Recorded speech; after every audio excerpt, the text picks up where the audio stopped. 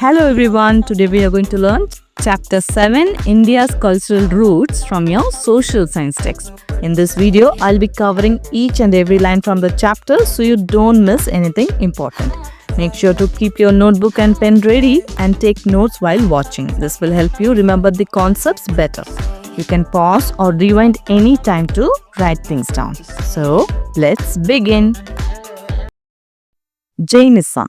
Jainism is another important school of thought that became widespread at the same time, although its roots are said to be much more ancient. Just like Siddhartha Gautama, Prince Vardhaman was born into a royal family in the early 6th century BCE. This means that Jainism is another important way of thinking or believing, like Buddhism. It became popular around the same time as Buddhism. But people believe that Jainism started even earlier, so it has older roots. Just like Siddhartha Gautama was born as a prince, Vardhaman was also born into a royal family. He was born in the early 6th century BCE, that means about 2600 years ago. His birthplace was near the city of Vaishali in modern-day Bihar. At the age of 30, he decided to leave his home and go in search of spiritual knowledge. He practiced an ascetic discipline and after 12 years achieved infinite knowledge or supreme wisdom. He became known as Mahavira or great hero and started preaching what he had realized. Here we see a traditional painting of Mahavira. So Prince Vardhaman was born near a city called Vaishali, which is in today's Bihar.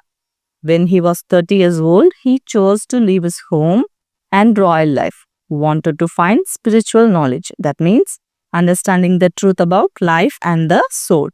He lived a very simple and strict life, giving up all comforts like an ascetic.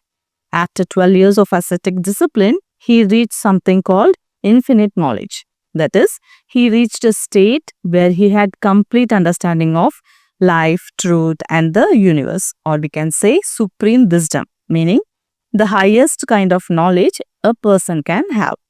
People began calling him Mahavira, which means great hero. After reaching supreme wisdom, he began preaching. That means teaching others what he had learned. Don't miss out. The word Jain or Jaina comes from Jina, meaning conqueror. This does not refer to the conquest of territory or enemies, but to the conquest of ignorance and attachments, so as to reach enlightenment. So, the name Jain comes from the word Jina. Jina means conqueror, someone who has won or overcome something. But this doesn't mean winning a war or fighting enemies. It means conquering ignorance, that is not knowing the truth, and attachments like desires and selfish thoughts. By conquering these, a person can reach enlightenment, which means full understanding and inner peace. Jain teachings include Ahimsa, Anekandvat, and Aparigraha. These ideas share to a large extent with Buddhism and the Vedantic school of thought are central to Indian culture. The first may be illustrated by this saying of Mahavira. So, Jainism teaches three important ideas. Ahimsa, not hurting any living being, that is non-violence. Anekandvat, understanding that truth can have many sides. Aparigraha, not being attached to too many things, that is non-possessiveness or non-attachment. These ideas are also found in Buddhism and Vedanta, which is another way of thinking.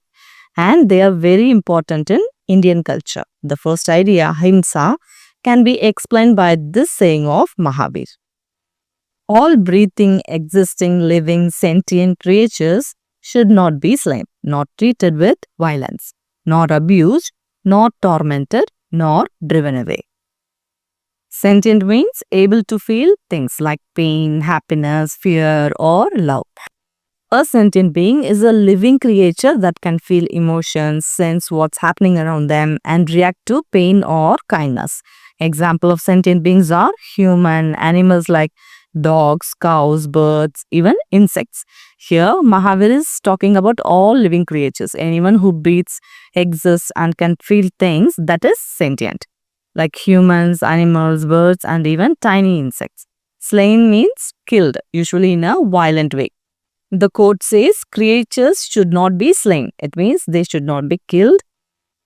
We should not kill them. We should not be cruel to them, not abuse or torment. Abuse means treating someone or something in a cruel or hurtful way. Torment means to cause great pain or suffering, either physical or emotional, again and again. This is even worse than abuse because it means making someone suffer for a long time on purpose. And we should not chase them away. In simple words, be kind and gentle to all living beings. Do not harm anyone in any way. This is the true meaning of Ahimsa, that is non-violence. Let us define the last two in simple terms. Anekandvad means not just one aspect or perspective. That is, the truth has many aspects and cannot be fully described by any single statement. Now, let's understand the word Anekandvad. It means not just one or having many sides. This means that truth has many different sides or points of view. So, one single statement cannot explain the whole truth completely. Anekandvad says that the truth has many sides. We should try to understand things from different points of view.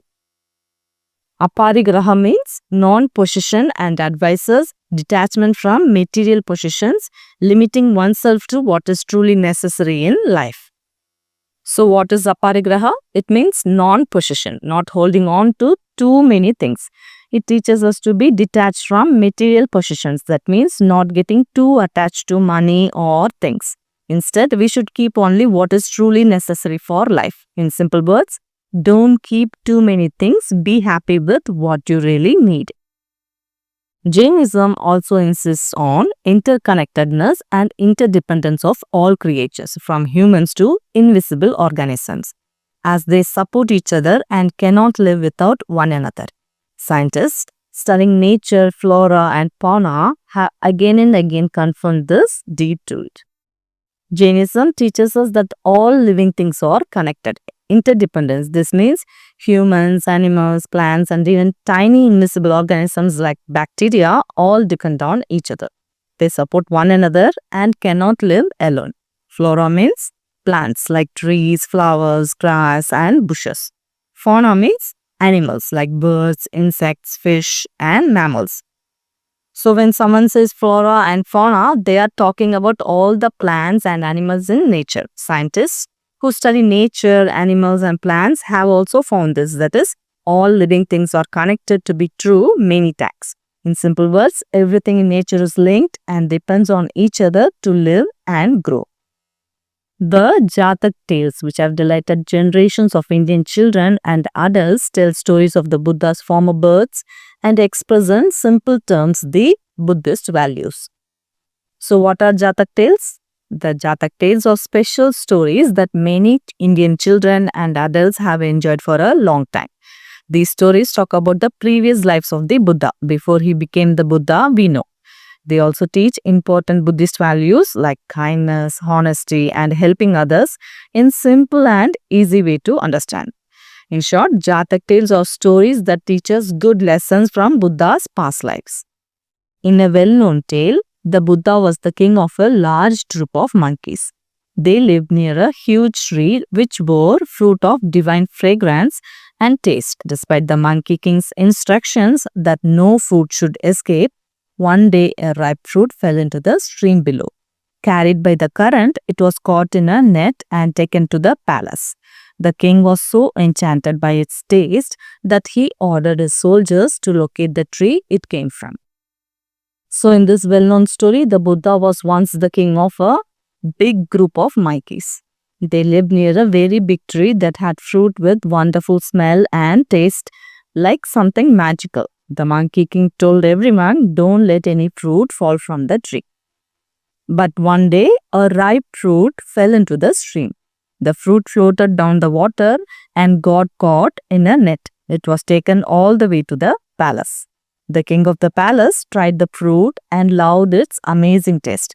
He was enchanted. Enchanted means being very amazed, delighted, or fascinated by something, like it feels magical or very special. So he told his soldiers to find the tree where the fruit came from. After a long search, they found the tree and the monkeys enjoying the tree's roots. The soldiers attacked the monkeys. The only way for the Monkey King to save his monkeys was to help them cross the stream. But they could not do so on their own. Being much larger than them, the Monkey King caught hold of a tree on the other bank and let them use his body as a bridge to cross the stream, although he was severely bruised in the process and eventually died. So after searching for a long time, the soldiers finally found the big tree and saw the monkeys happily eating its fruit. The soldiers attacked the monkeys to catch them. The Monkey King wanted to save his friends, but the monkeys could not cross the stream by themselves. Because the Monkey King was much bigger, he held on to a tree on the other side of the stream. He let the monkeys climb on his body like a bridge so they could cross safely. Even though the Monkey King got badly hurt and bruised, he did this to protect his friends. Sadly, he was so hurt that he died. The king, who watched the scene from a distance, was greatly moved by the Monkey King's selfless sacrifice. He thought about the role of a king with respect to his subjects. The king, who was watching from far away, saw what the Monkey King did. He felt very touched by the Monkey King's selfless sacrifice. Selfless sacrifice means giving up something for others without thinking about himself. The king then started thinking deeply about what it means to be a good king. He thought about how a king should care for and protect his people, just like the Monkey King cared for his monkeys. So this story of the Monkey King teaches us the important lessons about leadership and kindness. A stone panel at Barhut in Madhya Pradesh depicting the story of the Monkey King. There is a stone panel which is like a card picture made out of stone at a place called Barhut in Madhya Pradesh. This stone panel shows the story of the Monkey King and what he did to save his friends.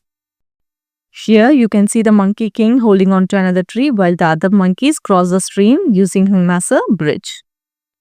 It is an old and important piece of art that helps us remember and understand this story. Next we have a Jain story. Rohineya was an extraordinary skilled burglar who evaded all attempts to catch him. On his way to a city, he accidentally heard a few sentences from a sermon that Mahavira was giving about achieving liberation from the ordinary life of ignorance. Reaching the city, Rohineya was recognized and arrested. He pretended to be a simple farmer. A minister devised a clever plan to force him to confess his identity. But Rohineya, remembering Mahavira's words, was able to detect the minister's plan and defeat it.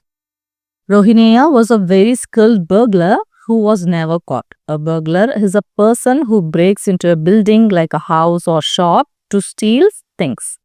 One day, while walking toward a city, he accidentally heard a few sentences from a sermon. Sermon is a speech about living a good and truthful life, being given by Mahavira. Mahavira was teaching people how to become free from a life full of ignorance and bad actions. When Rohineya reached the city, someone recognized him as a thief and he was arrested. To avoid punishment, Rohineya pretended to be a farmer. The king's minister made a smart plan to make Rohineya admit his true identity. But Rohineya remembered the wise words by Mahavira. Because of that, he understood the minister's plan and was able to stop it. Feeling remorseful, Rohineya approached Mahavira, confessed his crimes, returned the stolen treasures, and asked for forgiveness. He became a monk, realized the illusion he was living in, and focused on acquiring higher knowledge. So after escaping the minister's trick, Rohineya felt very sorry for all the wrong things he had done. He went to Mahavira, told him the truth about his crimes, and gave back all the stolen treasures. Rohineya asked for forgiveness. He then decided to leave his old life and become a monk, someone who gives up all comforts to live simply and learn spiritual truths. He began to understand that he had been living in an illusion, believing that stealing and lying would make him happy. Now, he focused on gaining true knowledge and living an honest and peaceful life. The story illustrates the importance of right action and right thinking, and also illustrates the fact that everyone should have a second chance. This story teaches us two important lessons. First one is right action and right thinking are very important. This means we should always try to do what is good and think carefully about our choices. The second lesson is everyone deserves a second chance. Even if someone makes mistakes, they can change, learn from them and become better. So the story of Rohinaya shows us that it's never too late to do the right thing and start fresh. Let's explore. Observe the above panel from a Jain temple in New Delhi. What is striking about it? What messages does it carry? This panel from a Jain temple in New Delhi shows something very unusual and beautiful. It shows a lion and a cow drinking from the same vessel and even feeding each other's babies. Normally, a lion and the cow are not friends. A lion is a wild animal and it usually hunts other animals. But in this picture, the lion and the cow are calm and sharing water happily. It shows the idea of peace and harmony between all living beings, no matter how different they are. It teaches us Ahimsa, which means non-violence, not hurting anyone, even animals that might usually be enemies. It reminds us that all creatures can live together kindly and respectfully. The panel encourages us to be compassionate and care for others, just like the lion and the cow. Think about it. In both Buddhism and Jainism, Ahimsa means much more than refraining from physical violence against a person or an animal. It also means refraining from violence in thought, such as having ill feelings towards anyone. If we observe ourselves carefully, we may notice such negative thoughts and learn to turn them into positive ones. Sometimes, such negative thoughts are even directed at ourselves. In both Buddhism and Jainism, Ahimsa means much more than just not hurting others with our hands. It means we should also avoid hurting them with our thoughts, like not having bad or angry feelings about anyone. If we watch our thoughts carefully, we might see that sometimes we think negative or unkind things about others or even about ourselves. The important lesson is to change those negative thoughts into positive and kind ones. In simple words, Ahimsa means being kind in our actions, words, and in our thoughts too. In both Buddhism and Jainism, monks and sometimes nuns too began traveling across the land to spread their respective teachings far and wide. Some of them created new monasteries in faraway places, while others led ascetic lives in caves cut in the rock. Archaeological findings have revealed many traces of those monasteries. Sometimes even the names of the monks who lived in the rock-cut caves and slept on the stone beds. So in both Buddhism and Jainism, monks and sometimes nuns started traveling to many places to share their teachings with others. Some of these monks built new monasteries, which are special places where monks live and study. Others chose to live very simply and strictly as ascetics in caves carved out of rock. Archaeologists, that is people who study old things, have found many signs of these monasteries and caves. Sometimes they even found the names of the monks who lived there and slept on stone beds. Here we have a picture.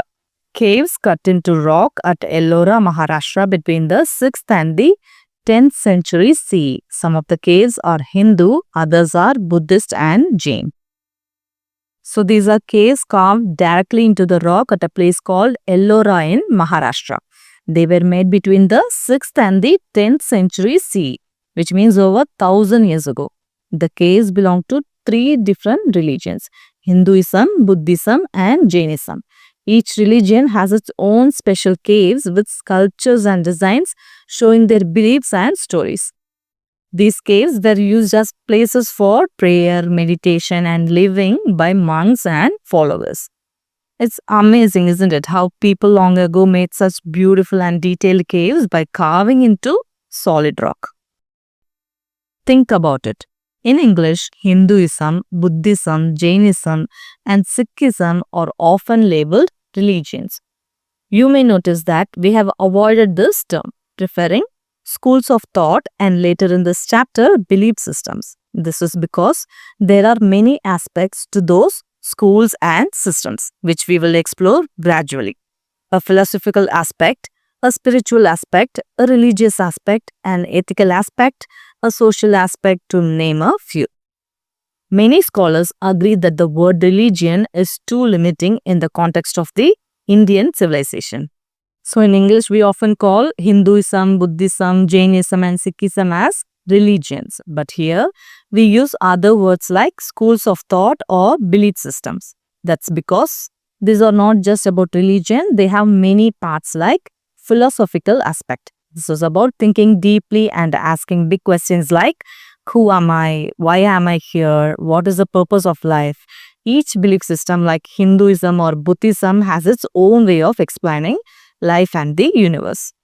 Spiritual aspect. This is about feeling connected to something greater than ourselves like God, the universe, or inner peace. It is often a personal feeling, not just rules or rituals. Religious aspect. This part includes prayers, rituals, gods, temples, and festivals. It's how people show their faith and worship. Ethical aspect. This is about knowing what is right and wrong. It teaches us to be kind, honest, and fair. All belief systems give us rules for good behavior. Social aspect. This includes how people live together in society, follow traditions, and take care of each other. It also includes festivals, family roles, and community work. Many experts say the word religion is too small or simple to explain all these parts in Indian culture. So using schools of thought or belief systems helps us understand these ideas better. There were yet other schools of thought at the time. For example, one of them known as the Charvaka school, sometimes also Lokayata, believed that this material world is the only thing that exists and therefore there can be no life after death. The school does not seem to have gained much popularity and it disappeared with time. We mention it to show that there was a wide diversity of intellectual or spiritual belief systems. People were free to choose what suited them. So at that time, there were many different schools of thought. One of these was called Charvaka school, also called Lokayata. They believed that only the material world, the things we can see and touch, really exist. Because of this, they thought that there is no life after death. This idea didn't become very popular and slowly disappeared over time. It is mentioned about this here to show that the people had many different ideas and beliefs. Everyone was free to choose the one that made the most sense to them. Here, intellectual means things related to the mind and thinking. Spiritual means things related to feelings inside us about life, purpose, and something bigger than ourselves. Although the Vedic, Buddhist, and Jain schools had important differences, they also shared some common concepts such as dharma, karma, rebirth, the search for an end to suffering and ignorance, and many important values. This is the trunk of the tree we started this chapter with. So the Vedic, Buddhist, and Jain schools of thought had some important differences, but they also shared many ideas in common, like dharma, that is doing what is right, karma, the effects of our actions, rebirth, being born again and again after death, the search to end suffering and ignorance, and many important values. Values means things we believe are good. These shared ideas are like the trunk of a tree, the main part of the tree that holds everything together, which we learned at the beginning of this chapter. So with this, we have completed part 3 of the chapter India's Cultural Roots. I hope you found it easy to understand. If you want to see more videos like this, don't forget to like, share and subscribe to our channel. Thanks for watching. We will see you again in our next video. Bye bye.